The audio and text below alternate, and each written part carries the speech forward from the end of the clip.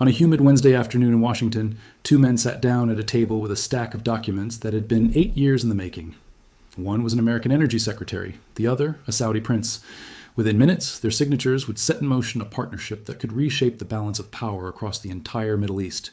And neither man said so directly. But the paperwork in front of them carried a question nobody in that room could fully answer.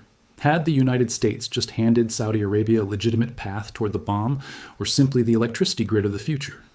The agreement they signed had been fought over, delayed, leaked, and renegotiated for the better part of a decade.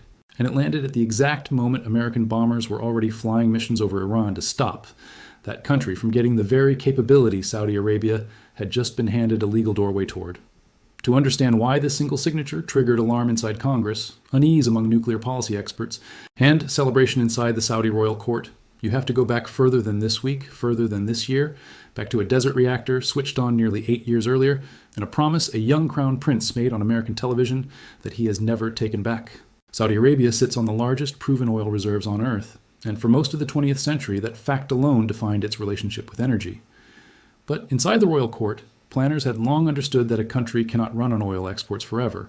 Not when domestic electricity demand is climbing, and not when the kingdom's own economic transformation plan depends on freeing up crude for export rather than burning it at home for power.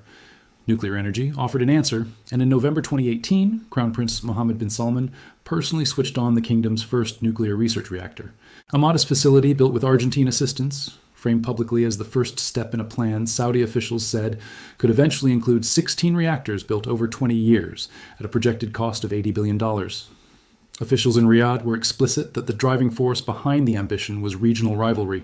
Iran had spent years developing its own nuclear infrastructure, and Saudi Arabia, as the self-appointed leader of the Sunni Arab world, was not going to watch its greatest adversary master a technology it did not also possess. Remember that same year, on American television, the Crown Prince said something that nuclear policy experts have quoted ever since, almost like a warning label attached to every Saudi nuclear announcement that followed. Asked directly whether Saudi Arabia wanted a nuclear bomb, he said the kingdom did not want one, but made clear that if Iran built one, Saudi Arabia would match it as quickly as it could. He repeated a version of that same position in 2023, telling audiences that if Iran acquired a weapon, the kingdom would have to acquire one too. Former Saudi intelligence chief Turki al-Faisal had voiced nearly identical sentiments years earlier, so this was not an offhand remark from one official. It was a consistent, decades-long signal from the top of the Saudi state that its nuclear restraint was conditional, not absolute.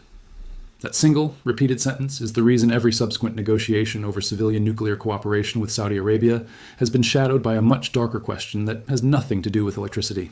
There is another thread in this history worth pulling on, because it shows just how sensitive outside observers have been to any sign that Saudi Arabia's nuclear ambitions were moving faster or further than officially acknowledged. Plaque. In 2020, Saudi authorities publicly denied press reports attributed to unnamed Western officials, claiming the kingdom had accepted Chinese assistance to build a facility for milling uranium oxide ore, an early step in the nuclear fuel production chain.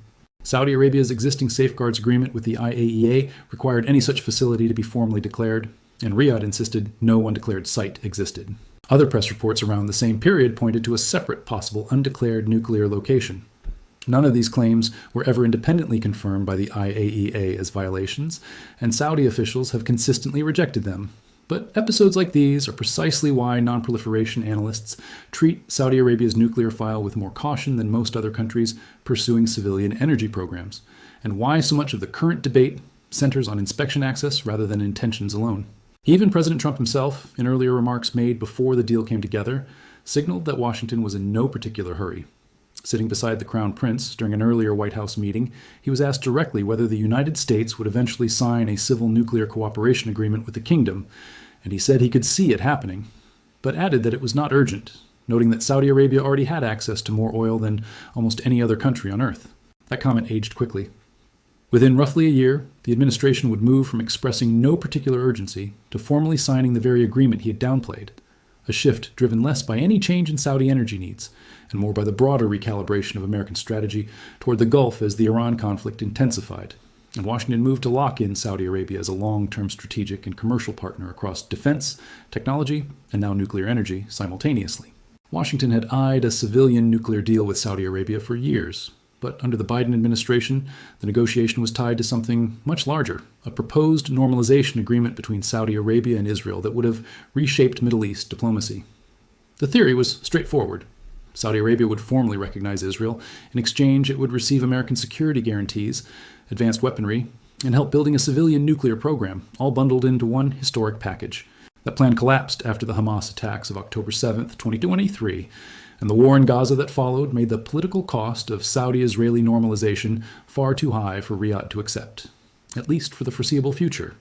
The nuclear track did not disappear, but the political vehicle that was supposed to carry it fell apart, and for more than a year, the talks sat largely dormant. The Trump administration picked the negotiations back up. Energy Secretary Chris Wright traveled to the kingdom and discussed building out Saudi Arabia's commercial nuclear industry with his counterpart, Saudi Energy Minister Prince Abdulaziz bin Salman. And shortly afterward, in May 2025, President Trump made his own trip to Riyadh. By November 2025, momentum had clearly shifted. Trump hosted Crown Prince Mohammed bin Salman at the White House for one of the most elaborate state visits of his second term, complete with an arrival ceremony on the South Lawn and a black tie dinner. During that visit, the two countries signed a joint declaration on civil nuclear energy, described by the White House as the legal foundation for what it called a decades-long, multi-billion-dollar nuclear energy partnership, bundled alongside deals covering advanced fighter jets, artificial intelligence cooperation, and critical minerals. Saudi Arabia, for its part, pledged to invest $1 trillion in the United States. It was a spectacle of alliance building, but the joint declaration signed that week was not yet a binding legal agreement. It was a statement of intent, and everyone involved knew the real fight was still ahead over the technical fine print that would determine whether this partnership stayed confined to reactors and electricity or opened a door towards something far more consequential. That fine print centers on a single word that dominates nearly every conversation about nuclear nonproliferation: enrichment. Natural uranium cannot power most reactors or build a weapon in its raw form. It has to be enriched, and the exact same technology used to enrich uranium to the low levels needed for civilian power can, if pushed further, produce the highly enriched material needed for a bomb. This dual-use nature is why nuclear cooperation agreements are treated so differently from ordinary trade deals, and why the United States has historically pushed partner nations toward what non-proliferation advocates call the gold standard, a commitment to forego domestic uranium enrichment and plutonium reprocessing entirely, sourcing enriched fuel from abroad instead. The United Arab Emirates agreed to exactly that standard back in 2009 when it signed its own nuclear cooperation agreement with Washington. And for more than a decade, the UAE deal has served as the benchmark that arms control advocates wanted Saudi Arabia held to as well. Saudi Arabia refused. The kingdom made clear for years that it wanted to preserve what it calls its right to enrich uranium domestically. And Prince Abdulaziz bin Salman said publicly that Riyadh intended to pursue the full nuclear fuel cycle, both producing and enriching uranium on its own soil. That single sticking point is what stalled the formal agreement for months, even after the November 2025 declaration. Reporting in the days before the final signing indicated the administration had prepared a pact that dropped the gold standard requirement altogether, a shift that alarmed non-proliferation experts and a number of lawmakers on Capitol Hill, some of whom argued publicly that any agreement without those restrictions would represent a significant retreat from decades of American nuclear diplomacy. There is another complication layered underneath the enrichment question, and it involves a different set of inspectors entirely. Saudi Arabia joined the Global Treaty on the Non-Proliferation of Nuclear Weapons back in 1988, and since 2009 it has operated under a comprehensive safeguards agreement with the International Atomic Energy Agency covering its declared nuclear facilities. But there is a more rigorous inspection regime known as the Additional Protocol, which grants IAEA inspectors expanded authority to investigate undeclared sites and activities, not just the facilities a country chooses to register. Saudi Arabia has never signed on to it. The kingdom's former layer of even lighter oversight, called a Small Quantities Protocol, was only rescinded in 2024 after the IAEA's own former Director General publicly appealed to Riyadh to abandon what he described as an outdated way of doing nuclear business.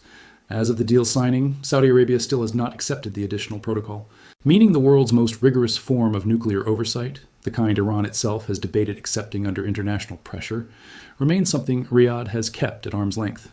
This is the landscape the July 2026 signing walked into, and the timing made it almost impossible to separate from the news dominating every front page that month. The United States had spent weeks bombing targets inside Iran, an operation aimed at forcing Tehran to abandon its own nuclear ambitions once and for all. signing a nuclear cooperation deal with Iran's chief regional rival, while American aircraft were still active in Iranian airspace, was not lost on anyone in Washington. And Democratic lawmakers said so immediately and loudly. Senator Chris Murphy of Connecticut warned that the agreement would set off a nuclear race in the region and further discourage Iran from accepting limits on its own program.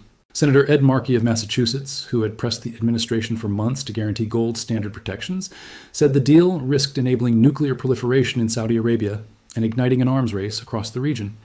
Representative Brad Sherman of California put it even more bluntly on social media the night before the signing, arguing that a president actively waging war to stop nuclear proliferation in the Middle East should not be facilitating it simply because American companies stood to profit. On July 22, 2026, the deal was formally signed anyway. Energy Secretary Chris Wright and Saudi Energy Minister Prince Abdulaziz bin Salman put their names on what is formally known as a 123 agreement, the legal instrument required under the U.S. Atomic Energy Act before any American nuclear technology or material can be shared with a foreign government. Alongside it, the two men signed what the Trump administration described as a bilateral safeguards agreement, its own separate framework governing inspections and oversight of the cooperation. Secretary Wright called the moment historic, describing the agreements as upholding the highest standards of nuclear safety and nonproliferation, and Westinghouse's chief executive Dan Sumner called it a landmark step for American nuclear exports. The Department of Energy framed the agreement as opening the door for American companies to become Saudi Arabia's civil nuclear partners of choice, giving American firms first access to a market that could ultimately be worth tens of billions of dollars as the kingdom builds out its planned reactor fleet. What the agreement actually permits is more nuanced than either side's talking points suggest, and this is where the real story lives. According to reporting based on U.S. officials familiar with the text, the deal does not immediately hand Saudi Arabia an enrichment facility. Instead, it creates a legal pathway. A joint American-Saudi team will study whether uranium enrichment on Saudi soil is technically warranted and commercially viable before any such facility could be built, and if it ultimately moves forward, American companies would construct and operate the enrichment technology themselves rather than transferring the underlying know-how to Saudi engineers.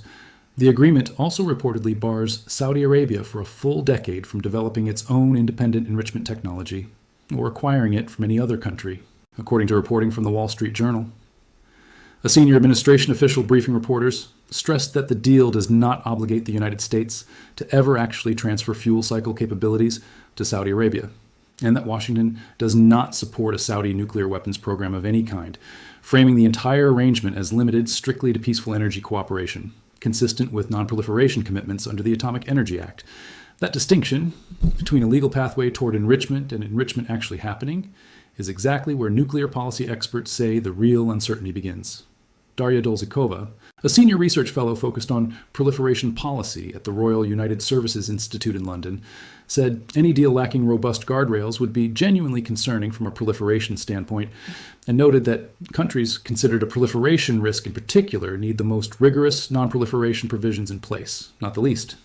Sanam Vakil, who directs the Middle East program at Chatham House, offered a more measured but no less pointed assessment, saying that with an agreement this complex, the real answer lives in details that have not yet been fully made public, and that if Saudi Arabia does retain a genuine right to enrich uranium domestically, it raises fundamental questions about how that capability could eventually be used.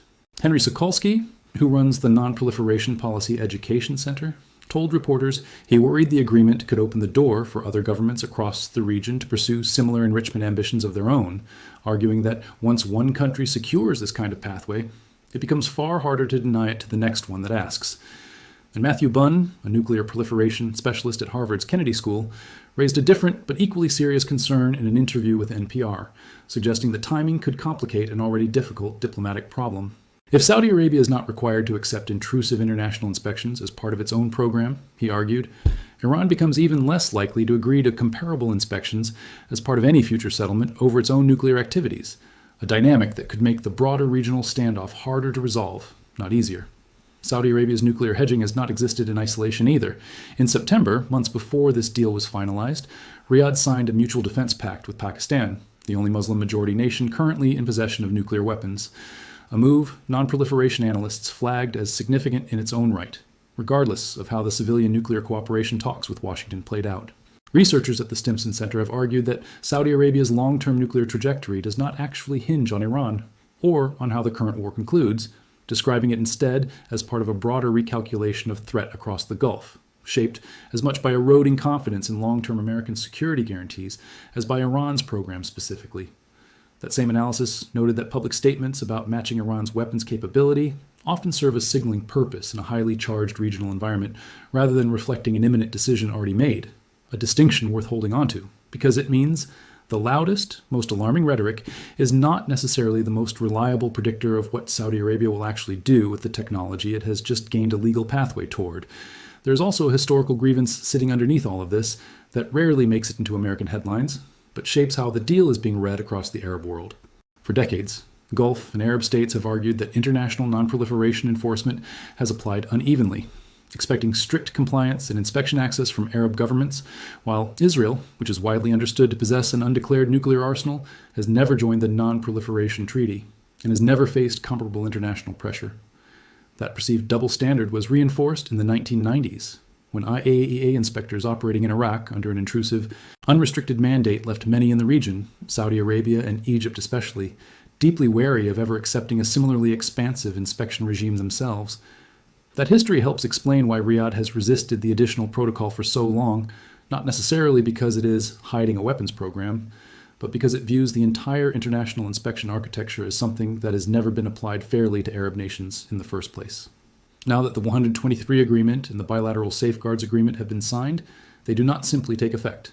Under the Atomic Energy Act, any nuclear cooperation agreement with a foreign government must be transmitted to Congress, where it sits for roughly 90 days of continuous congressional session.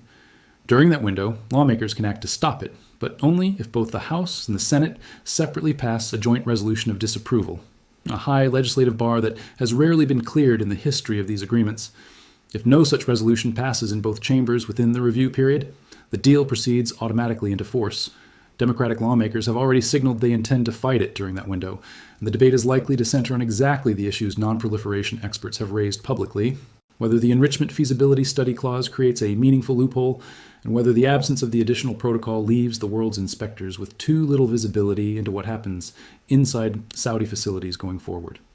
There's also a security dimension to this story that rarely gets mentioned alongside the nonproliferation debate, but that Congress will almost certainly weigh as it reviews the pact.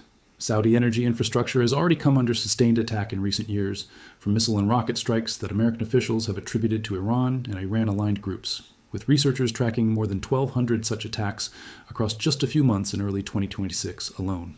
Building sensitive nuclear infrastructure inside a country that has already absorbed that volume of strikes on its energy sector raises its own set of physical security questions entirely separate from the politics of enrichment. Questions about what happens to nuclear material and facilities if the region's simmering conflicts escalate further while reactors are already operating on Saudi soil. Economically, the numbers behind this partnership are enormous, even without factoring in any of the security or proliferation debate. As of 2023, oil and natural gas together generated roughly 99% of Saudi Arabia's electricity, with oil alone responsible for about 41% and natural gas covering the remaining 58%. A serious nuclear build-out would fundamentally restructure how the kingdom powers itself, freeing enormous volumes of oil that are currently burned domestically for electricity to instead be sold on the global export market, which is precisely the economic logic that has driven Gulf nuclear ambitions for years. For American companies like Westinghouse, the commercial upside is just as significant, representing a chance to re-establish the United States as the dominant nuclear technology exporter in a region where competitors including Russia, China, and South Korea have all been actively courting the same contracts. Whoever builds Saudi Arabia's reactor fleet does not just win a construction contract. They lock in decades of fuel supply relationships, maintenance contracts, and technical dependency that shape the kingdom's energy alignment for a generation. What happens next unfolds on two tracks, running in parallel. On the political track, Congress now has a limited window to decide whether to challenge an agreement that a Republican-controlled administration has already signed, and doing so would require bipartisan cooperation on a scale that has been difficult to achieve on almost any issue this year, particularly with the Iran conflict still shaping the broader political mood in Washington.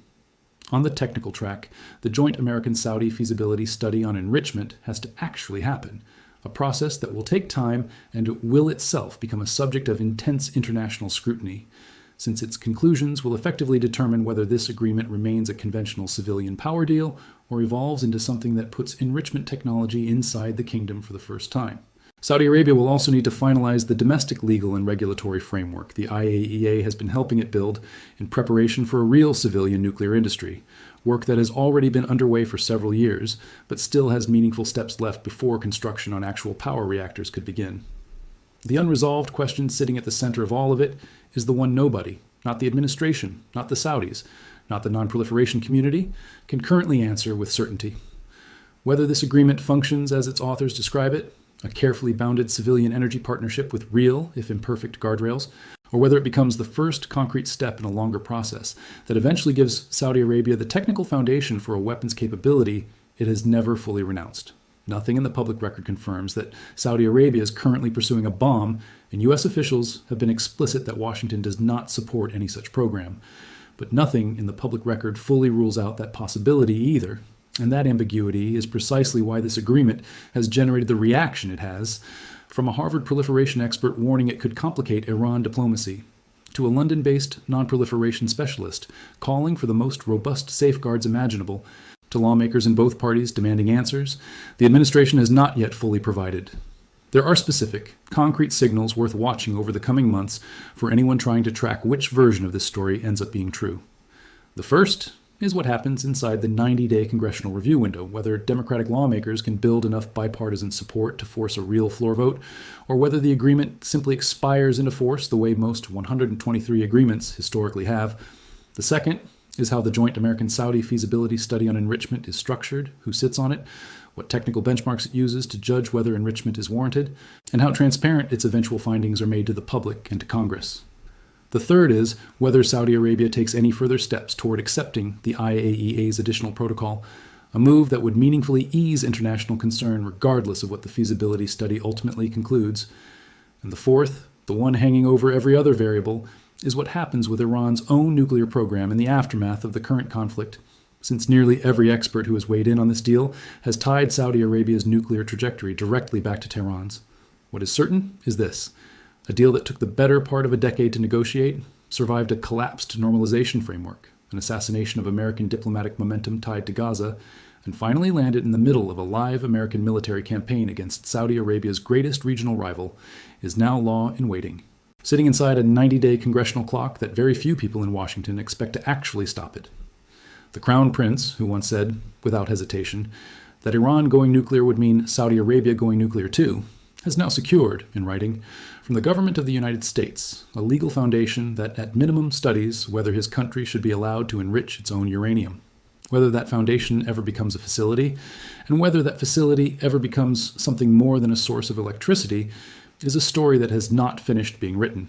It is simply, for the first time, being written on paper the world can actually read.